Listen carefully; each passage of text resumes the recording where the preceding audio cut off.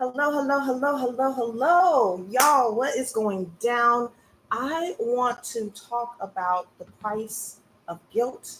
I want to talk about what it means to sleep next to guilt and how, if we are sleeping next to guilt, we might as well sleep next to a big ass python that's trying to eat our asses up. Okay? Let me know in the chat if y'all can hear me and see me moving in real time. Welcome, welcome, and welcome.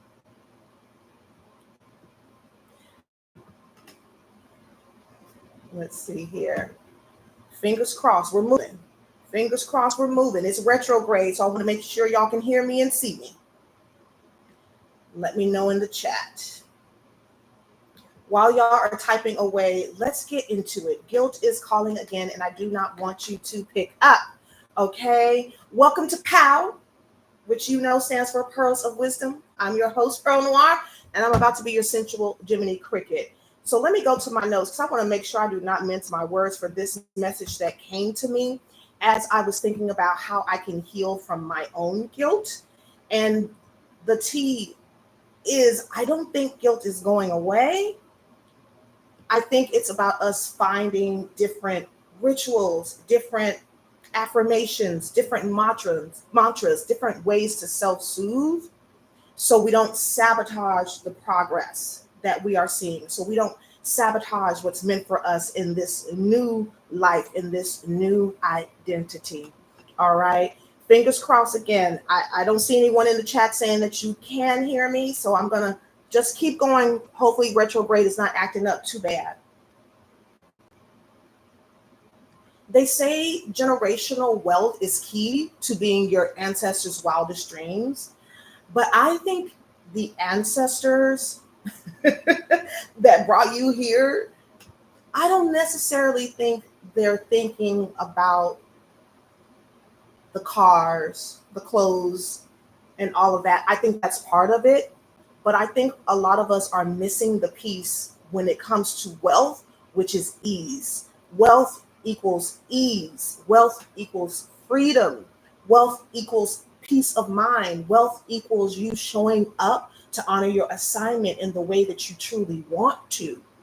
So when we think about being our ancestors' wildest dreams, let's start with shifting our relationship with guilt and shame.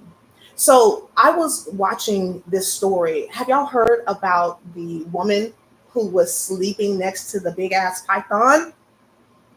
And she legit meant that. She said, I got this pet python and I'm going to sleep next to it every single night. And one night she noticed the python wasn't eating.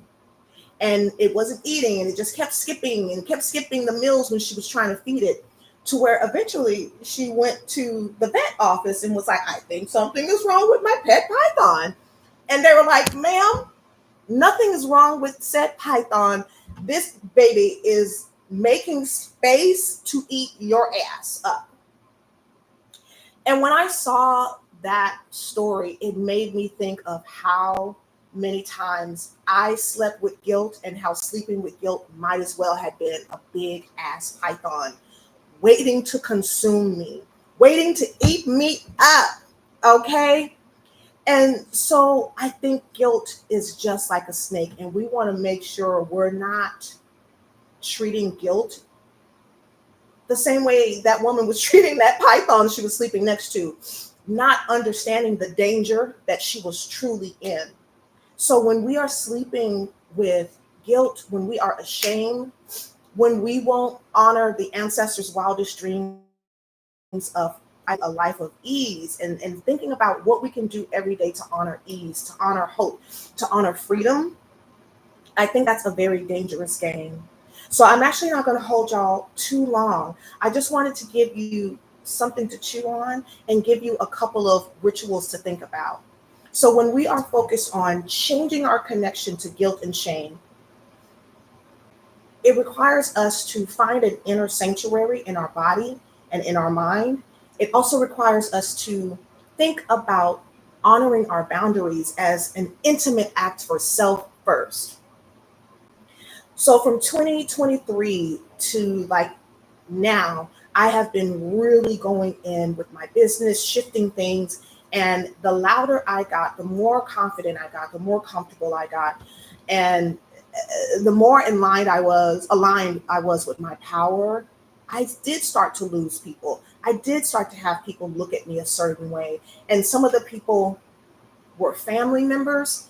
And it's always extremely hard when you think about who you're going to lose, who's making you feel guilty, who's trying to make you feel ashamed of yourself. But you have to always remember your power, and that no matter what's going on around you while you are elevating, you also want to make sure you're not just elevating tangible things. You're not just elevating, like I said, getting that car, getting that dream job, getting that dream relationship, but you're also elevating how you treat yourself. You're elevating your mind. You're elevating connection to your inner child and your diva.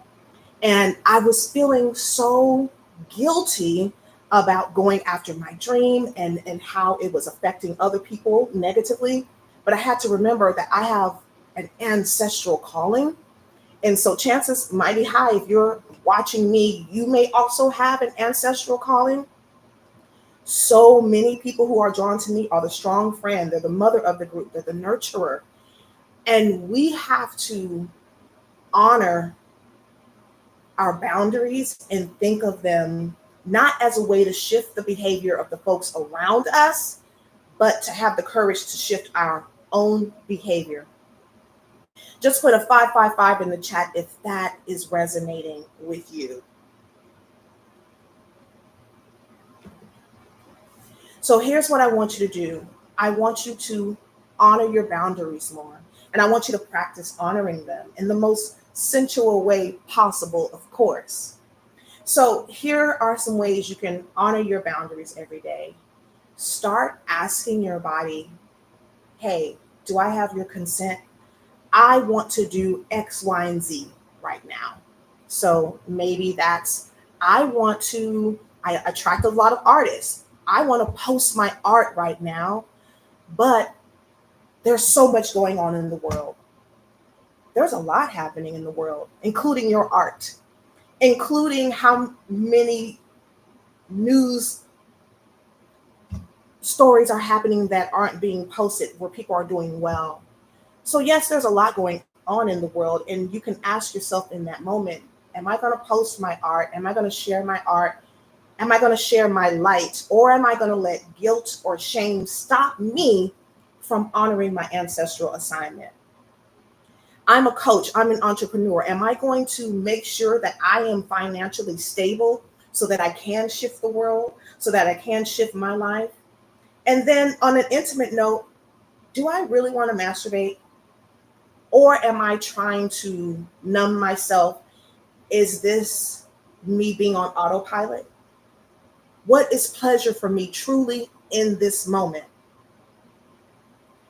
Is that resonating for y'all? Those of you who are joining live, if you're watching the recording, okay, in the future, which will be my past, let me know in the chat if any of this is resonating so far. The other thing we want to think about is when it comes to guilt and shame, when you start to feel the guilt and shame, pause and say to yourself, what can I do in this moment to make sure that I find my inner sanctuary? When we think of a sanctuary, it is often connected to outside forces or an outside actual physical space. But in order to start seducing the fear, to start creating a healthier connection to your guilt and to your shame, we want to bring the power back. There's so much happening outside of your control, but do not cop out. Create a sanctuary in your home. And guess what? Your home is not limited to your physical space. Your home is your mind. Your home is the heart. So start creating a sanctuary. Say, you know what? I'm feeling this. I'm feeling that. I heard you and I thank you. I know you're trying to keep me safe, but guess what? This is how we're going to show up now. Or go to a physical altar in your space. And I want you to create an altar in your space that's just for your inner child. your higher self, and your diva. And diva, regardless of your gender, you need the diva. Okay? Hey, Deej. Oh, I'm so happy y'all are here. Hey, Taylor. I see that this is resonating for y'all. Okay, perfect. Yeah, the autopilot is hard and it takes consistency. But guess what? Are you powerful or not? You can do hard things. Can you not do hard things? And also, Deej and whoever this is for, who said it had to be hard though? Sometimes we decide that our transformation is going to be hard and it might not. I mean, we're consistent with a lot of stuff that's not good for us. So surely we can be consistent with something that feels good to us, right? The trick is prioritizing your joy and understanding that that makes you powerful. So here's something that you can try this week. I want you to focus on the healing through seduction principle, find your inner sanctuary.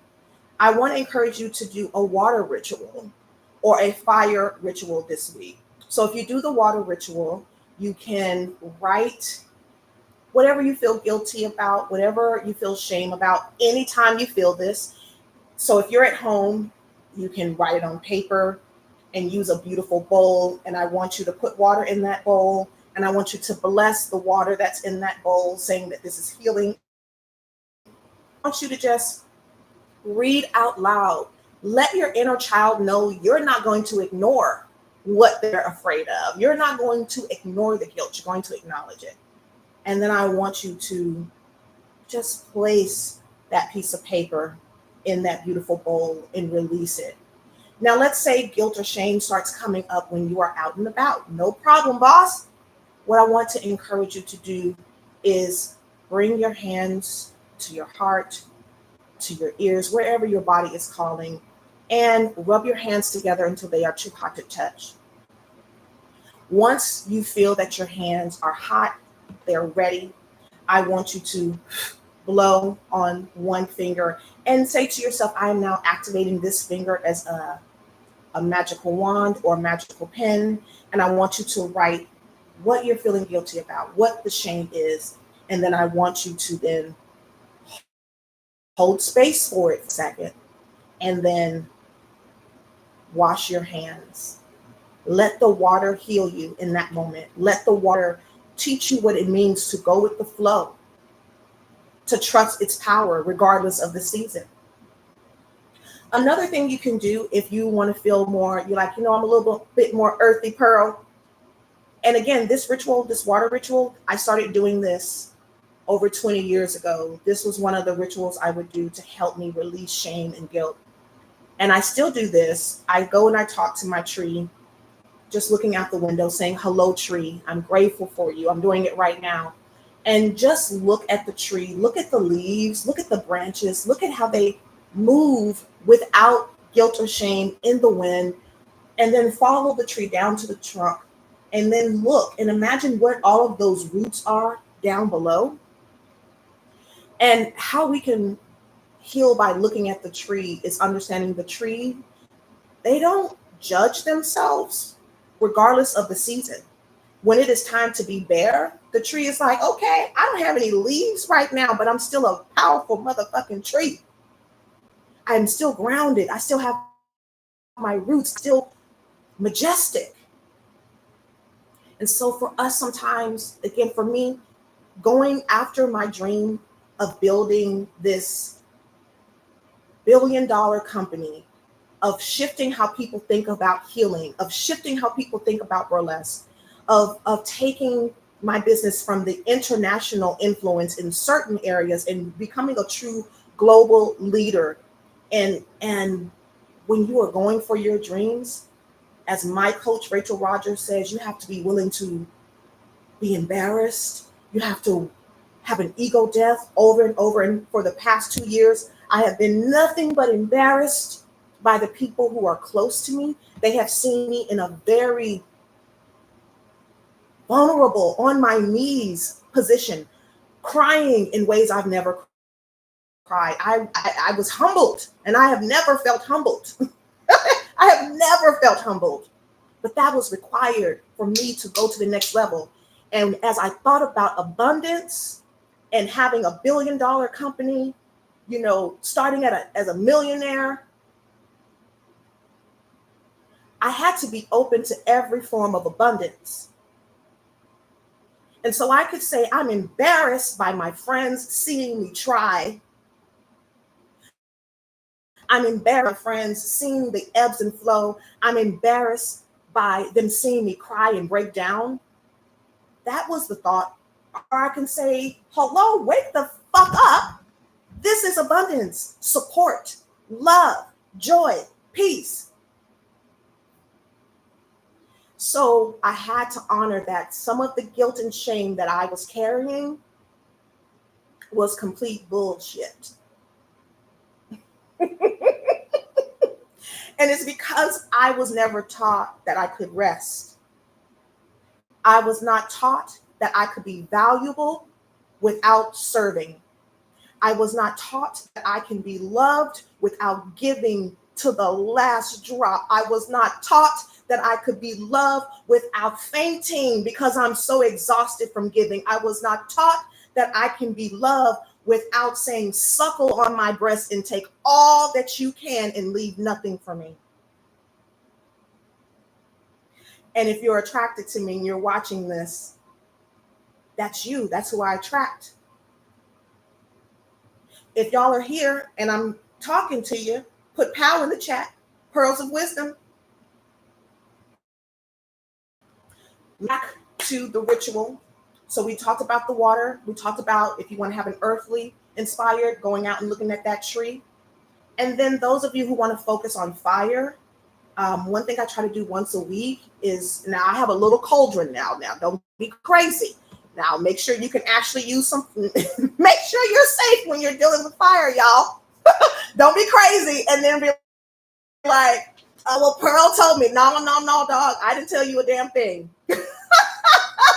I didn't tell you a damn thing. No, I didn't. So I have a cauldron and I talk to my guilt and shame once a week. And I just say, you know, I'm going to release you here. And so I allow myself to speak to that fear, that shame, that guilt, and I put it in the fire. Now, if you don't have a safe way to burn notes, another ritual that we do in Healing Through Seduction is you can light a candle, a fake one or a real one, and speak to the fire of what you want to either release or ignite in yourself.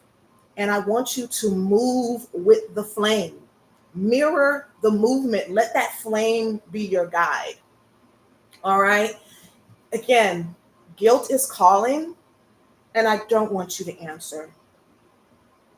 You answering guilt and shame over and over again is the same thing as letting a python sleep in the bed with you. Those of you who may have missed it earlier, I talked about that story about that woman was sleeping next to a whole ass python at night. And then she got concerned because the python wasn't eating, took it to the vet, and they said, girl, this python ain't eating because she's making room to eat your ass. She didn't use her discernment. She thought it was okay to sleep next to danger. And I'm saying when we sleep next to guilt, when we refuse to release the hustle and bustle and grind, when we know there's a hustle and grind, but we don't take action to heal ourselves, we are sleeping with the python. And at some point, we cannot blame Massa. And I say Massa because it's deeper than society. This is rooted for some of us. This is ancestral work we must do. We can't blame it on the man. And sometimes the danger, Deidre said, I slept next to danger for 30 years. Baby, I'm so grateful you're out. Come on. Clapping for you. Clapping for you. Clapping for you. I'm so glad you are out because we know some of us don't make it out. I am grateful for every time I made it out.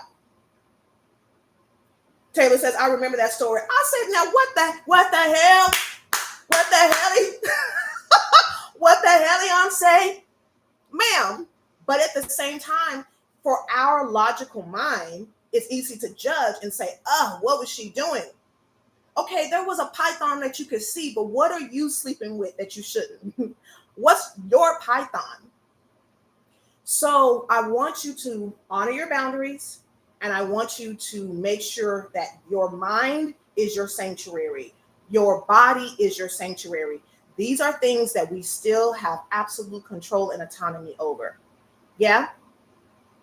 Okay, better late than never. I know that is right. So I will open up the floor here for any questions that you might have. And let me know, I hope that this was helpful. Let me know if you have questions or any key lessons that you learned. And those of you who are new to this world, I'm going to put a link in the chat. I just uploaded this free PDF. So one of the rituals we do in Healing Through Seduction is a showgirl power pose ritual. So it's like scientific.